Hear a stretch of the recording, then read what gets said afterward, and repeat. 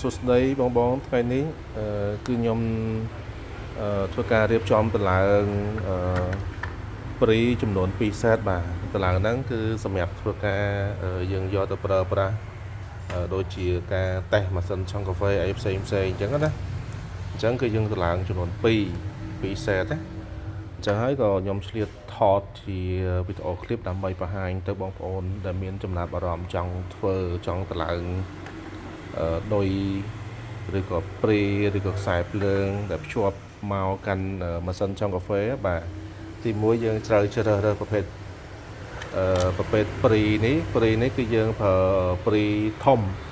ចាប់ពី16អំពែឡើងគឺយើងប្រើបានហើយមួយទៀតយើងអាចរៀនមើលបាននេះយើងមើលកន្លែងនេះកន្លែងចំនួនវ៉ាត់វាហ្នឹងណាអញ្ចឹងម៉ាស៊ីនឆុងកាហ្វេយើងមួយចំនួនគឺចាប់ពី3000សម្រាប់ដៃ2អីគឺចូលខ្ទង់3000ឡើងហើយអញ្ចឹងយកល្អយើងជ្រើសរើសយកចំនួនវ៉ាត់វាធំនេះណាចំនួនវ៉ាត់វាធំហ្នឹងទៅល្អយើងប្រើទៅវាធន់វាអត់ក្តៅវាអត់ឆេះអីអញ្ចឹងណាហើយសម្រាប់ក្បាលដុយវិញយើងទិញនៅពេលដែលយើងមុនទិញយើងមើលកន្លែងនេះព័ត៌មានរបស់វាណាគឺ 16A 16អំពែឡើងហើយនឹងវ៉ាត់វិញបើយើងគិតជាវ៉ាត់វិញ3600វ៉ាត់ឡើងនេះគេហៅដោយលើក្រង់3680វ៉ាត់បាទ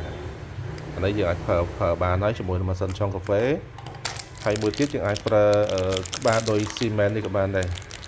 ក្បាលដោយស៊ីម៉ែននេះគឺគេដាក់6 10អំពែគេនេះឃើញ16អំពែ 16A អាហ្នឹងតើយើងអាចប្រើជាមួយនឹងម៉ាស៊ីនឆុងកាហ្វេបានហើយបាទហើយសម្រាប់ខ្សែភ្លើងវិញខ្សែនេះរៀងធំអានេះ2x6បាទ2x6ហើយសម្រាប់ខ្សែនេះ2x4 បាទខ្សែនេះ2x4បាទខ្សែធំហើយអញ្ចឹងគឺដល់ពេលដែលយើងដាក់មកជាមួយនឹងម៉ាស៊ីនឆុងកាហ្វេប្រភេទដៃ2អីហ្នឹងប្រភេទពពួកធំអីគឺស្រួលយើងអត់ខ្វាយរឿងខ្លាចឆេះឬខ្លាចក្តៅខ្សែអីអត់ទេហើយសម្រាប់ខ្សែភ្លើងនេះអានេះធំហើយតែបើសិនតែយើងអាចប្រើចាប់ពី2x2កន្លះអីឡើងទៅក៏បានដែរបាច់ដល់2x4ទេតែបើបានទំហំប៉ុណ្ណេះគឺកាន់តែអែមអីអញ្ចឹងណា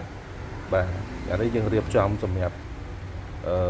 យើងត្រូវការតេស្តម៉ាស៊ីនឬមួយក៏ប្រើជាមួយនឹងឧបករណ៍អីដែលត្រូវប្រើទំហំធំខ្សែភ្លើងធំអីគឺយើងប្រើអាហ្នឹងបាទអូខេអរគុណច្រើន